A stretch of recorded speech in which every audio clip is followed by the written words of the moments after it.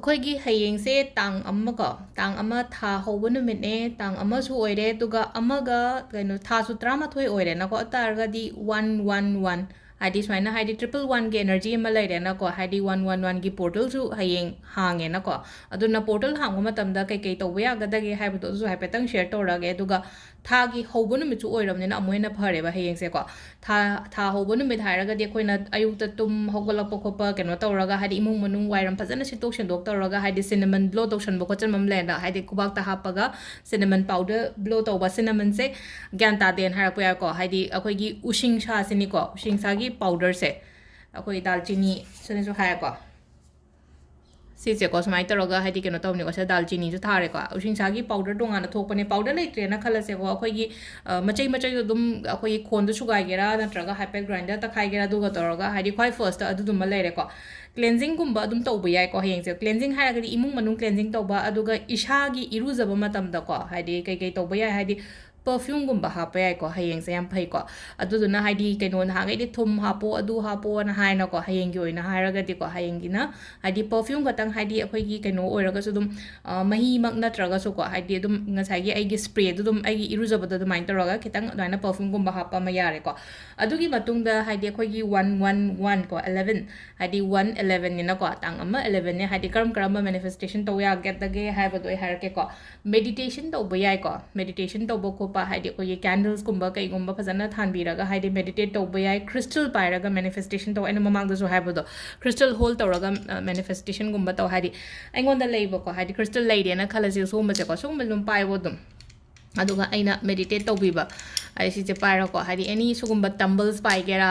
ꯅꯠꯇ꯭ꯔꯒ ꯑꯩꯈꯣꯏꯒꯤ ꯖꯤꯕꯨ ꯂꯩꯔꯒꯁꯨ ꯖꯤꯕꯨ ꯄꯥꯏꯔꯦꯅ ꯈꯜꯂꯁꯦꯀꯣ ꯖꯤꯕꯨ ꯀꯣꯏꯟꯁ ꯄꯥꯏꯒꯦꯔꯥ ꯅꯠꯇ꯭ꯔꯒ ꯑꯣꯟꯂꯤ ꯑꯩꯒꯤ ꯕ꯭ꯔꯦꯁꯂꯦꯠꯁꯨ ꯂꯩꯌꯦꯅ ꯈꯜꯂꯁꯦꯀꯣ ꯕ꯭ꯔꯦꯁꯂꯦꯠꯁꯦ ꯀꯃꯥꯏꯅ ꯈꯨꯠꯇ ꯄꯥꯏꯔꯒꯅꯦ ꯐꯖꯅ ꯐꯝꯃꯒꯀꯣ ꯍꯥꯏꯗꯤ ꯃꯦꯗꯤꯇꯦꯁꯟꯒꯨꯝꯕ ꯇꯧꯕꯤꯕꯀꯣ ꯁꯤꯁꯤꯃ ꯂꯩꯔꯦꯀꯣ ꯑꯩꯈꯣꯏꯒꯤ ꯇꯧꯕ ꯌꯥꯕꯁꯦꯀꯣ ꯑꯗꯨꯒ ꯑꯇꯣꯞꯄ ꯃꯦꯅꯤꯐꯦꯁꯇꯦꯁꯟ ꯕꯦ ꯂꯤꯐ ꯇꯧꯕ ꯌꯥꯏꯀꯣ ꯕꯦ ꯂꯤꯐ ꯇꯧꯕ ꯌꯥꯏ ꯑꯗꯒꯤ ꯁ꯭ꯀ꯭ꯔꯤꯞꯇꯤꯡ ꯇꯧꯕ ꯈꯣꯠꯄ ꯉꯁꯥꯏꯒꯤ ꯏꯔꯒ ꯈꯣꯠꯂꯒ ꯊꯝꯕ ꯈꯣꯠꯄ ꯑꯗꯨꯝꯕ ꯌꯥꯏꯀꯣ ꯑꯗꯨ ꯅꯠꯇꯕꯤꯗ ꯑꯩ ꯑꯃꯒ ꯁꯦꯌꯔ ꯇꯧꯒꯦꯀꯣ ꯍꯥꯏ ꯋꯤꯁ ꯆꯤꯠ ꯁꯦꯝꯕ ꯑꯩꯅ ꯃꯃꯥꯡꯗ ꯍꯥꯏꯐꯦꯠꯄꯨꯗꯤ ꯇꯥꯏꯀꯣ ꯔꯦꯀꯤꯒꯨꯝꯕ ꯌꯥꯎꯈꯤꯕ ꯑꯣꯏꯗ ꯋꯤꯁ ꯆꯤꯠꯀꯨꯝꯕ ꯁꯦꯝꯃꯝꯒꯅꯤꯀꯣ ꯔꯦꯀꯤꯗ ꯉꯁꯥꯏꯒꯤ ꯁꯦꯝꯈꯤꯕꯗꯣ ꯑꯗꯨ ꯃꯌꯥꯝꯗꯣ ꯂꯣꯏ ꯇꯣꯛꯈ꯭ꯔꯁꯦꯀꯣ ꯍꯥꯏꯗꯤ ꯑꯇꯣꯞꯄ ꯑꯃ ꯍꯥꯏꯇꯥꯔꯦ 11 ꯈꯛꯇꯪ ꯍꯥꯏꯗꯤ 11ꯒꯤ एनर्जीनिना हाइदि 111 को 11 ओइबनिना हाइदि आइना विश चिट सिदा को 13 चे से को 13 लेरे को 13 सिदा कमाइन तो गैस माइना 13 सेमसु याइ नत्रगना अखोइगिने को चे अमा खतंग द को चे अमा खतंग हाइदि सिदा चे अमा खतंग निना को सिदा आइना 11 टाइम्स को सेम विश कुंबा इरे लेरे ना खलसे तादि 13 रा इबा याइ को अदुगा पेपर 13 सिदना कमाइना तौगदगे हाइदि मखल मखल इबा याबिसदना अमम विश 13 हारासिना को विश 13 से हाइदि अखोइना ख्वाइ फर्स्ट को हेल्थ हाइरासिना को हक्चांग नुंगाइतब खोतबगी ओइना हाइरागदि हेल्थ अमा इरे को जस्ट वर्ड अमम खतंग इरसु याइ को अदु ngasai sigi matungda mo kai tawgadabnu da hair ko mani in hairase ko festival series कहीं हाइदि मंथ ने पैसा दरकार लेना ngata को हाइदि मनी ना हारसे को अदगी नेक्स्ट अखोइगी रिलेशनशिप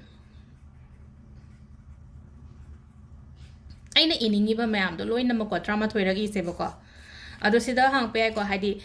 युम मांगबा नत्रगा हचांग सेंद्रगदि तौबा याबा यादबा सिदादि केम काइदे को मैनिफेस्टेशन तो मतम दैना दुम हाइ को हाइदि मैनिफेस्टेशन तो मतम दा केम काइदे ओनली जस्ट लाइक खुरंबा खोपा तो मतम दा हाइदि दुमाइना गुम्बा तो बिदमने हाइदि सुगुम्बा रिचुअल तो मतम दा काइबा केम लेते को हाइदि युम मांगबा खोपा केम त मरी लेना दे को सिदादि सुम अइना कैनोमा पोट अमा सुम अइना निंजा बने बसिजे रिलेशनशिप लेरे को अदगी जॉब हाइरसिने को हाइदि सुम जॉब ने कइना अदुमने हाइरसिने को हाइदि जॉब की हाइरसे अदगी अखोगी स्टडी हाइरसिने को एग्जाम स्टडीज को हाइदि अंगांगै gi oina haragadi sumaina tawra ko loina mak 13 सेमसेबा 13 सेमा कांसिदा को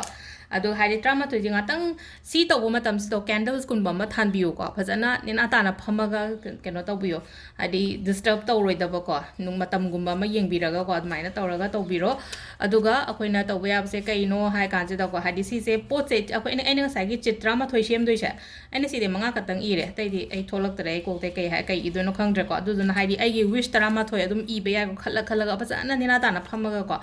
खल्लगा इबीरा सेबको अदो समना हाबे एग्जाम गेन हायर सेबो खंब्रा payo haidi akoina bailiff ta tawba du maina ko haidi akoina potse maina pairaga haidi sida ko sida aigi affirmations to affirmations haraga aina khaliba poto haidi akoigi present tense ta khaloba ai exam se pass tawre maina tawraga haidi wakhando haidi pass tawra matung da ke exam pass tawra matung da haidi thabak join tawdore natraga haidi makha tam da ba khotha ba hansa lakadori ba pot mayam do ko haitare ko haidi visualize to ba horo ba ko sidagi ko adu duna maina tawraga haidi wish drama thoje shemena ko drama je shu sheme thupchalo maina som side ta loina ma ko aduga akoi karai da thamgadage hai kan chida ne bag ni khangde akoigi kaino sugar gumba da hapasu yai ko ke shukai de ko haidi sugar manifestation gumba to giba sugar da hapasu yai kem kai de haidi chi adna traga icham cham na haidi loina haidi hostel la leiba angang ne kai ne kai na har se ba ko atara ga di icham cham na aina ji hai se ko bag gumba kaino gumba ama de ta hapchala se ba kauta macha ama da ni khangde bag ama da ni khangde ko natraga sugumba akoigi pouch macha gumba leina ko sida dum hapchale se loina mak aduga si se ko thamjan garo gadai deno ma haidi aina nga ta anta uroi da ma phama da thamgro adonga sai ga no wish drama thoi igi bese ko drama thoi igri se ngasai gi relationship ri ure na ko relationship nungai ta ba khot ba mayam adagi loina mak i ba ya ba sida aina apam ba do ai gi family gi kai gi issues lady ba kholi ba mayam do loi iro phagala e ha ba khanmo pa do khambra haidi ai sigi aina han i gi ba do phangye na khala se ba sel gi matang da i re na khala se ko sel do phangye na khala se ba ata gi de paisa gi oi ba kaino se chit se lotho ani na ko lotho ga just mai thado piro sigi pot sina ko haidi mai thado ga haidi magi kaino se ko blow ma pan da full on kam thopi gro ba mai ashes se ko adu smaina hai tare ko magi tarak kaino to mai chakhi ba gi arem ba do ko kaino amu ba ko le ho bu do ko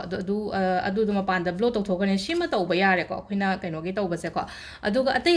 atai manifestation to ba an har ga de nga sai ang sa hai ko belief to ba ya ko belief ta i raga khotlaga to ba ko pa adagi belief ki maning daga iyo ba akoi gi tens bat mana se gi ko tizat managi maning da aina apamba amount ka dum iyo ba ko haying se ko ada apamba amount hara se agi pisa lak adabudi le ko haidi belief ki maning sida haidi rupees adu haidi aina ininge ba do ko haidi 1 lakh ni khangde lising yang kai ni khangde natraga haidi ininge ba amount na me te iraga agi phone gi cover gi maning da hapo wani da si kem na te ba nga sai gi haidi sida aina toy se haidi kaino du ne ba attract tong no ba khatang ne ba haidi si sina pisa olam gani hai ba na te ko haidi hang pa ko si pisa olam do ra ka na ga am ka haidi ta seng na haidi thoi da ba na tra haidi kind of karim ka thaina bne bu de haidi sida ko inte se haidi aina zo hai go hotna ba plus belief tu ne ba gi haidi hot hona ga dam ne adu ga sugum ba su khatang thaja ba kha thambio ba la ka dab di loi lei ba nga ta ne ta ju khatang thuna la haningi da na life sida adi nga sai chahi ma gi matung da la ka dab do tha ani gi manung da la aga de nungai da na ko adu du na aina sai je haidi ai gi hard work plus sugum ba ritual macha lining ba like khoiram ba adagi kaino to ba remedies ke ka share to bo ko ma'am se aina ai thazaraga to haje thazaraga to raga di it's work natraga di hadi go doubt thamaga hadi ai se ti tong sibu oigadra ne oiroidra ne ha be khanjana bam le raga di adu taraga di tawgono ba aina thazarakpa matam ma leina ko ai gi manung dagi tholakpa belief ma lakpa matam da adu ganda to biyo ko adu sidagi oina khoi ko hayengi oina haraga di ko 111 gi si se ko aina ji ai se trama thoi chit chen ba ma leire natraga na ngasai gi amada pulap ama khatang aina ama khatang pa me na khala se ama do trauma thoirak iyo ba ain tawraga to ba yare ko adu si leire khar di thenge enga sai ngan na hap ke to ne ketang thabak yam thoke da na pharak tare do si soi da na to biro ko heng anytime to ba yai ko ai to to gera nungdang da to gera kem kai de hadi pung baro lan de ne mamang de anytime da to biro si pot me am se ko thank you